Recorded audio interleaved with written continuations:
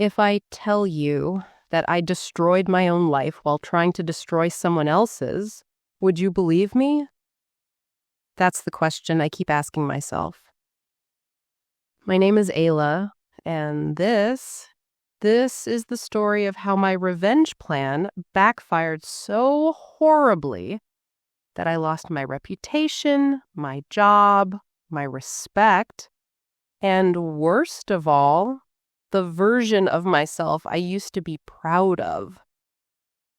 I didn't plan to become the villain of my own life, but sometimes anger blinds you so deeply that you don't even realize you're walking straight into your own downfall. So before you judge me, listen till the end, because the woman I hated wasn't even my real enemy. It all started on a Wednesday evening, the kind of normal, quiet, forgettable day that becomes unforgettable because your heart gets shattered on it. I was sitting at the dining table, waiting for my fiancé, Zane, waiting for the man I trusted with my future. I had cooked his favorite pasta, lit the candles, and even put on the perfume he loved. But he came home late. Again. He looked distracted, guilty, like someone whose mind was somewhere else, or with someone else. I asked a simple question. Where were you? He answered too quickly. Work. But his eyes looked everywhere except at mine. I didn't want to gout him. I really didn't. But the woman's intuition, it whispers before it screams. Over the next few days, things got worse. Random messages on his phone, silent calls, his sudden need for privacy. My heart was begging me to stay calm, but my mind kept connecting the dots. And then came the night that broke me. We were at a company dinner. Everyone laughing, talking, clinking glasses. And he walked in with her. Her name was Sarah. Pretty, confident, the kind of woman who walks into a room and everyone notices. And the worst part was she worked in the same office as him, in the same department where I used to work before shifting teams. When she saw me, she smiled. That polite, perfect, professional smile. But when she looked at Zane, there was something else in her eyes. Familiarity, comfort, a secret. My stomach twisted. My throat dried up. I kept telling myself I was overthinking until I saw him whisper something in her ear. And she laughed.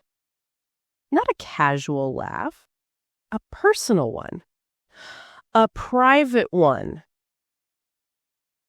That night, after we got home, I broke.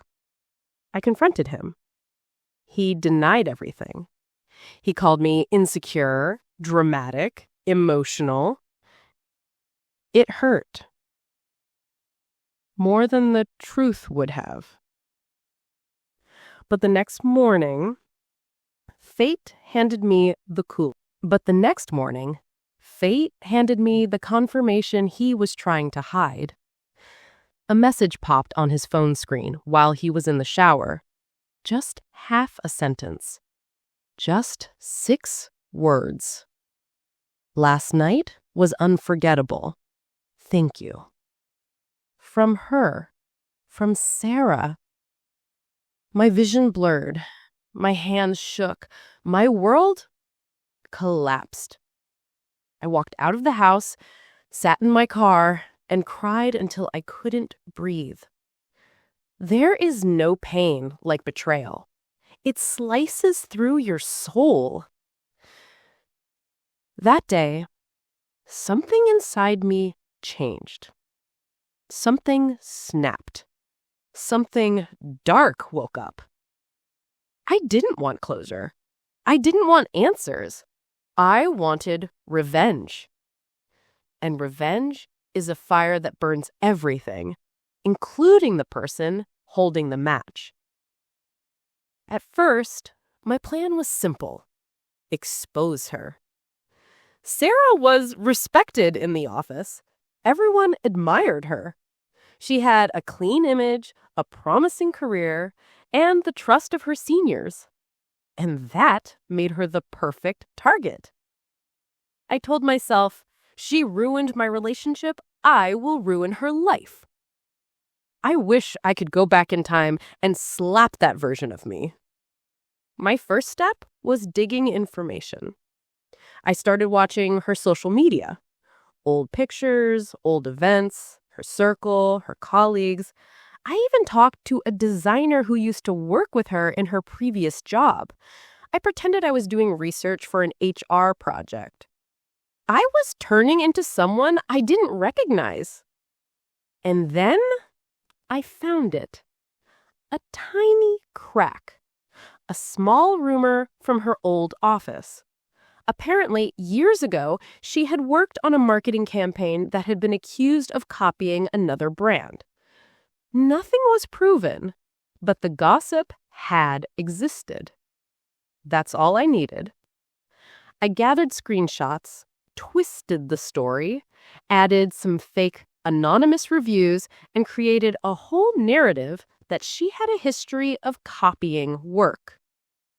I told myself it wasn't really a lie, just rearranged truth. But the truth is, I was fabricating poison, and I was ready to inject it. The next step? Leak it. I went through my old contacts in the company.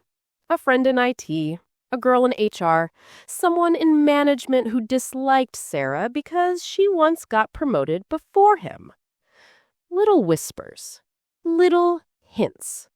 Nothing loud, nothing obvious, just seeds. Seeds of doubt. And those seeds started sprouting. Within a week, I heard things. People whispering behind her back, managers questioning her decisions, colleagues giving her strange looks. Her confidence visibly shaking. My revenge was working, and instead of feeling guilty, I felt powerful. But power gained through darkness only destroys you in the end. One afternoon, while I was at work, I got a call from my manager.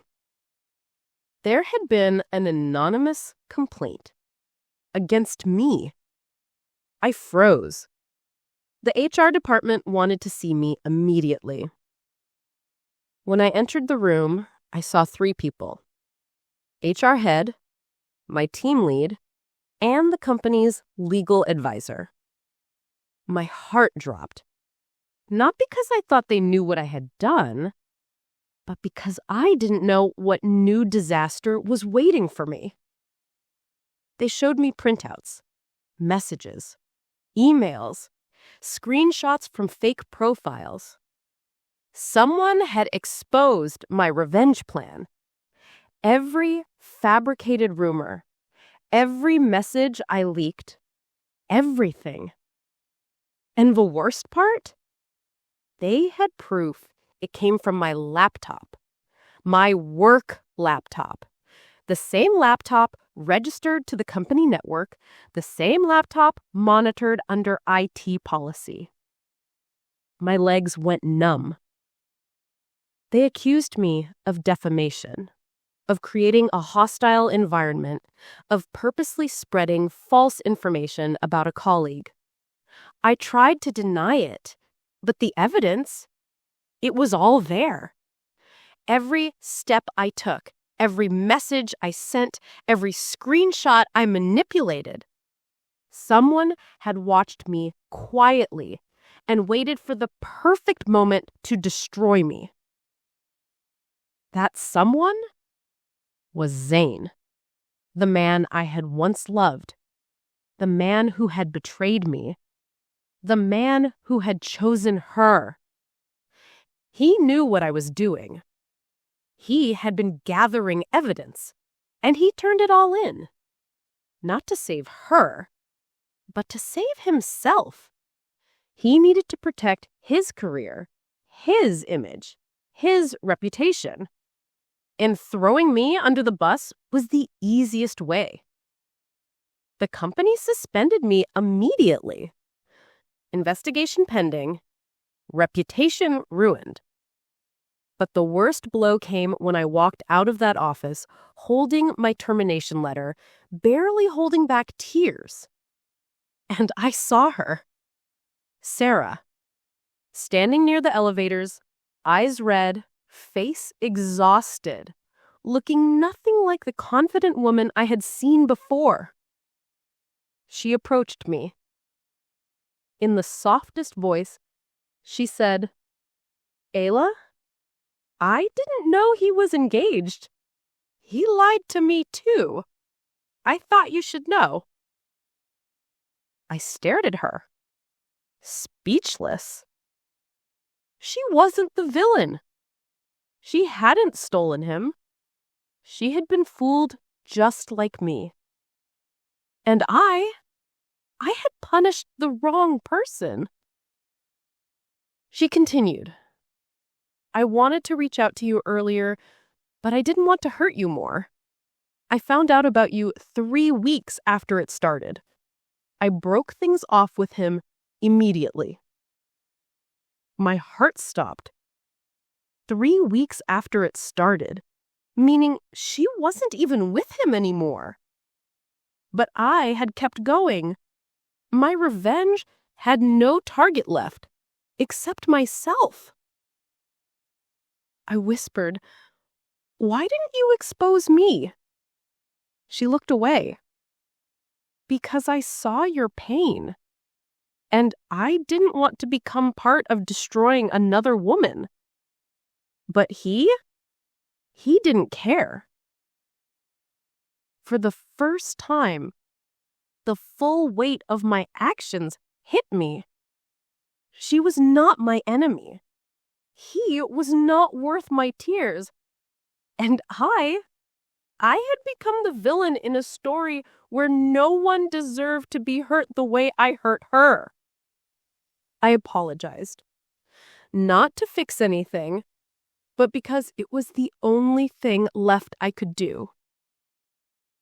I walked to my car, sat inside, and cried like a child. I had lost my job, my reputation, my dignity, and the respect I had for myself. Revenge didn't give me justice. It didn't heal me. It didn't give me closure. It just turned me into someone unrecognizable. Someone broken. Someone ashamed. Months passed. I had to rebuild everything. My career, my confidence, my life. I moved to another city, started therapy, cut all ties with Zane, slowly learned how to breathe again. One day, I looked in the mirror and finally saw a woman who wasn't defined by betrayal or revenge or mistakes. A woman who learned the hardest lesson life could teach. When you chase revenge, you dig your own grave first. So if you're listening to my story, please remember, no matter how badly someone hurts you, no matter how deep the betrayal, no matter how tempting revenge feels, don't lose yourself trying to destroy someone else. Because sometimes the only person you end up destroying is you.